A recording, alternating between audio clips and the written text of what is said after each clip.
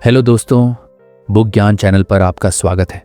आज के इस वीडियो में हम बात करेंगे the mind gut connection book के बारे में। अमन एक 30 वर्षीय आईटी इंजीनियर एक बड़ी मल्टीनेशनल कंपनी में काम करता था। उसकी जिंदगी बाहर से बिल्कुल सही दिख रही थी। एक अच्छा सैलरी पैकेज, शानदार ऑफिस और एक सुंदर घर था, पर अंदर कुछ था जो धीरे धीरे टूट रहा था। हर सुबह उठते ही उसे पेट में अजीब सी मरोड़, हल्की बेचैनी और कभी कभी घबराहट जैसी अनुभूति होती थी। पहले उसने इसे नज़रअंदाज किया, सोचा बस स्ट्रेस है। फिर वह डॉक्टर के पास गया। अल्ट्रासाउंड, ब्लड टेस्ट, रिपोर्ट्स सब नॉर्मल, पर उसे पता था कुछ तो गड़बड़ है। एक दिन अमन की मुलाकात एक पुराने स्कूल फ्रेंड राहुल से हुई, जो अब एक इंटीग्रेटिव मेडिसिन का डॉक्टर था। क्या तुम्हें पता है कि तुम्हारा पेट तुम्हारे दिमाग से बात करता है? अमन हंसा। अरे छोड़ यार, तू भी। राहुल मुस्कुराया। नहीं, सच में हमारी आंत और दिमाग एक दूसरे से गहराई से जुड़े हैं। इसे माइंड गट कनेक्शन कहते हैं। राहुल ने अमन को एक किताब दी, the mind gut connection by Emeran Mayer. किताब पढ़ते पढ़ते अमन जैसे अपनी ही कहानी दोबारा पढ़ रहा था। उसे पता चला हमारे पेट में एक सेकंड ब्रेन होता है जिसे एंट्रिक न्यूरस सिस्टम कहते हैं। ये आंतें 100 मिलियन से ज़्यादा न्यूरॉन्स से बनी होती हैं। आंतें और दिमाग वैगस नर्व के जरिए लगातार संवाद करते हैं। मतलब अगर पेट में गड़बड़ है तो दिमाग भी प्रभावित होगा, और अगर मन अशांत है तो पेट भी गड़बड़ा जाएगा। अब अमन को समझ आने लगा कि क्यों जब वो ज़्यादा तनाव में होता तो पेट और ज़्यादा बिगड़ता, और क्यों जब नींद नहीं आती तो सुबह सबसे ज़्यादा बेचैनी होती। किताब बताती है तनाव के समय शरीर कॉर्टिसोल हार्मोन रिलीज करता है। कॉर्टिसोल गट माइक्रोबायोम को डिस्टर्ब करता है, जिससे डाइजेशन, मूड, एनर्जी सब कुछ गड़बड़ हो जाता है। अमन ने लिखना शुरू किया, मेरे शरीर की बीमारी मेरे मन की चीख है। अगर मैं भीतर से ठीक नहीं हूं तो शरीर कैसे स्वस्थ रहेगा? अब अमन को एक और नई दुनिया से परिचय हुआ, गट माइक्रोबायोम। उसके पेट में करोड़ों बैक्टीरिया रहते हैं, अच्छे और बुरे दोनों। किताब ने समझाया ये माइक्रोबायोम सिर्फ पाचन नहीं, बल्कि मूड, इम्यूनिटी और ब्रेन केमिस्ट्री तक को नियंत्रित करते हैं। गलत खान पान, दवाइयाँ, नींद की कमी, ये सब अच्छे बैक्टीरिया को मार देते हैं। अमन ने सोचा, अगर मुझे सही महसूस करना है तो इन अदृश्य साथियों की देखभाल करनी होगी। वह अब अपने खाने को फूड नहीं, फ्यूल समझने लगा। अमन की थाली अब बदल गई थी। सुबह सुबह उठकर वो अब गर्म पानी पीता, फिर थोड़े फल, कुछ ओट्स और दही का सेवन करता। किताब में बताया गया था दही, कांजी, छाछ जैसे प्रोबायोटिक फूड्स अच्छे बैक्टीरिया को बढ़ाते हैं। प्याज, लहसुन, केला, दलिया जैसे प्रीबायोटिक्स उन्हें खिलाते हैं। फाइबर से भरपूर भोजन जैसे हरी सब्जियां, साबुत अनाज गट को स्वस्थ रखते हैं। धीरे धीरे उसे महसूस हुआ कि खाने के बाद भारीपन कम हो गया था। पेट से मन तक हल्कापन उतर रहा था। अब अमन ने अपनी सुबह की शुरुआत सिर्फ खाने से नहीं, बल्कि सांस से करनी शुरू की। रोज सुबह सूरज उगने से पहले वह 20 मिनट प्राणायाम करता, फिर 10 मिनट मौन में बैठता, बिना किसी मोबाइल, बिना किसी काम की फिक्र। डॉक्टर मेयर लिखते हैं प्राणायाम वागस नर्व को एक्टिव करता है, जिससे शरीर में रिलैक्सेशन रिस्पॉन्स आता है। ध्यान से माइक्रोबायोम का डाइवर्सिटी बढ़ता है, जिससे मन और शरीर दोनों शांत होते हैं। अमन को महसूस हुआ जब सांस लंबी होती है तो बेचैनी छोटी हो जाती है। अब अमन रात को देर तक फोन नहीं चलाता। सोने से पहले ग्रैटिट्यूड जर्नलिंग करता है। दिन भर की 3 चीजें लिखता है जिनके लिए वह आभारी है। डॉक्टर मेयर कहते हैं नींद के दौरान शरीर सेल्स की रिपेयर करता है, जिसमें गट लाइनिंग भी शामिल है।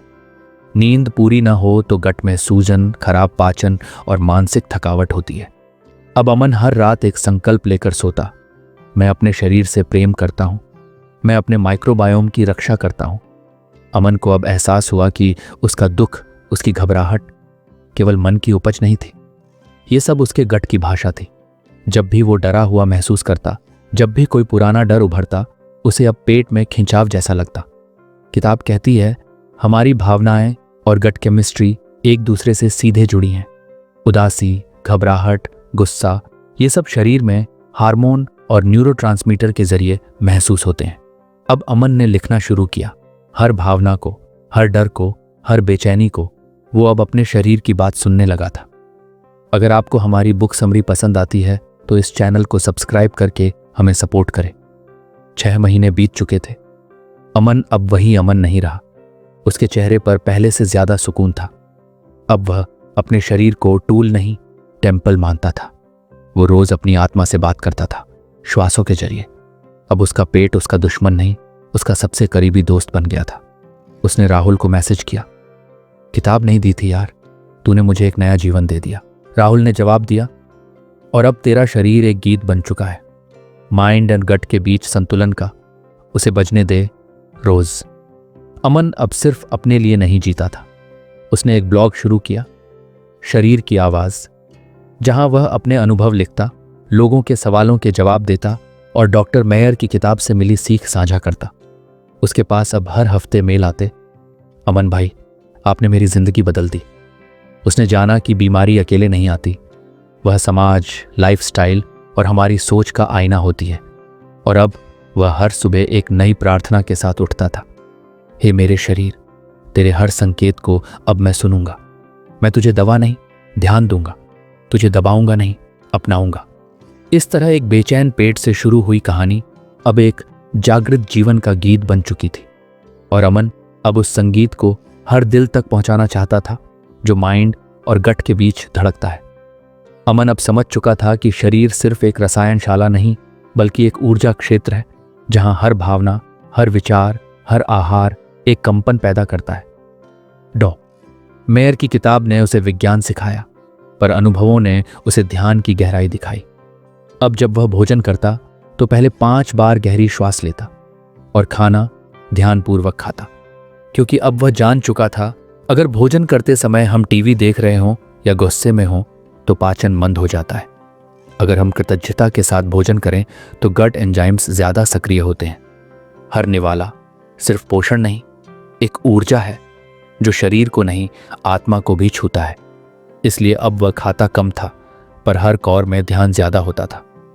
अमन ने महसूस किया कि सिर्फ खाना ही नहीं, रिश्ते भी हजम करने पड़ते हैं। कुछ रिश्ते पेट में दर्द देते हैं क्योंकि उनमें अस्वीकार, दबाव या आलोचना होती है।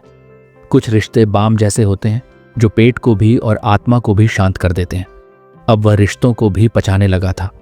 उसने नकारात्मक संवादों से दूरी बनाना सीखा।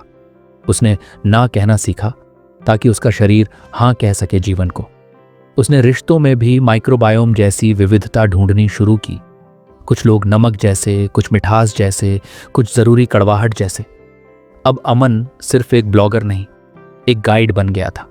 वो लोगों को सिखाता था कैसे सुबह उठते ही पहला संवाद अपने शरीर से करें, कैसे हर भावना को दबाएं नहीं, पचाएं जैसे हम खाना पचाते हैं, कैसे दिमाग की नहीं, आंतों की भी सुने, क्योंकि सच वहीं से गूंजता है। उसका मिशन अब स्पष्ट था, हर इंसान को उसके शरीर से दोबारा मिलाना। अब लोग उसे डॉक्टर्स की तरह नहीं, साधक की तरह सुनते थे, क्योंकि उसने बीमारी को साधना में बदला था।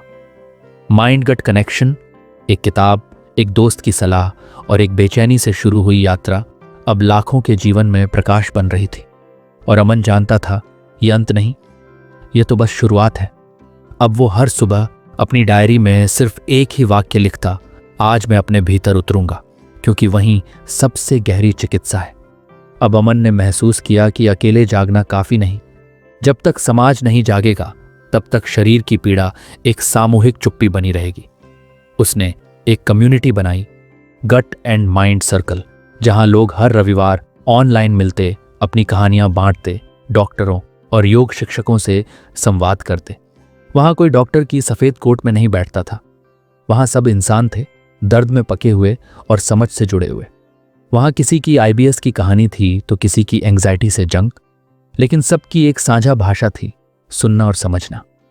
अमन अब हर वर्कशॉप की शुरुआत एक ही पंक्ति से करता, पेट की पीड़ा सिर्फ बीमारी नहीं होती, वो एक अनसुनी पुकार होती है अपने ही भीतर लौटने की। वहां लोग रोते थे, हंसते थे और पहली बार ये मानते थे कि उनका शरीर भी बात कर सकता है, बस उसे सुना नहीं गया था।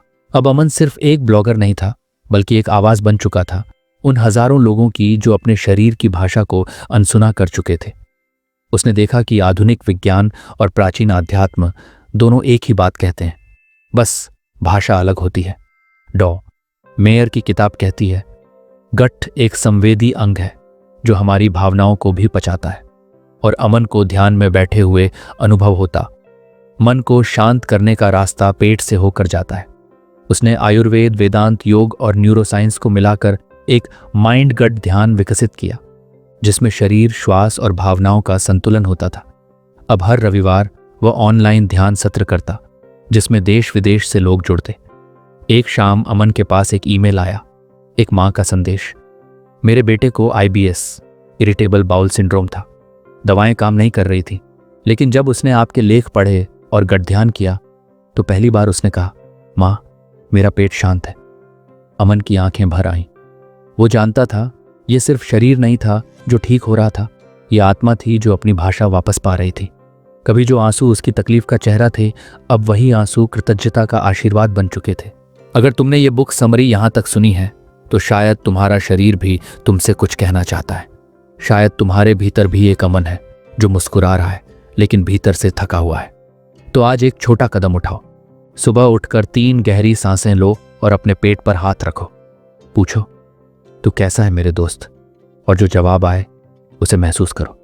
तुम्हारा शरीर एक मंदिर है, वो टूटता नहीं, थकता है, और जब तुम उसे प्रेम से देखोगे वह फिर से खिल उठेगा। द माइंड गट कनेक्शन सिर्फ एक किताब नहीं, एक संदेश है कि तुम मशीन नहीं हो, तुम भावनाओं से बने हो। तुम्हारे शरीर का हर संकेत, हर मरोड़, हर थकावट एक चिट्ठी है तुम्हारी आत्मा की। और जब तुम उसे पढ़ना सीख जाओगे तो ना सिर्फ पेट शांत होगा बल्कि मन भी संगीत हो जाएगा। और तब तुम्हारा हर कदम तुम्हारी अपनी ही खोज में एक कविता बन जाएगा। अमन की कहानी अब तुम्हारी कहानी है। अगर आपको यह बुक समरी पसंद आई तो एक लाइक ज़रूर करें और इस बुक की कौन सी लाइन आपको सबसे अच्छी लगी कमेंट में ज़रूर लिखें। इस बुक समरी को सुनने के लिए आपका धन्यवाद।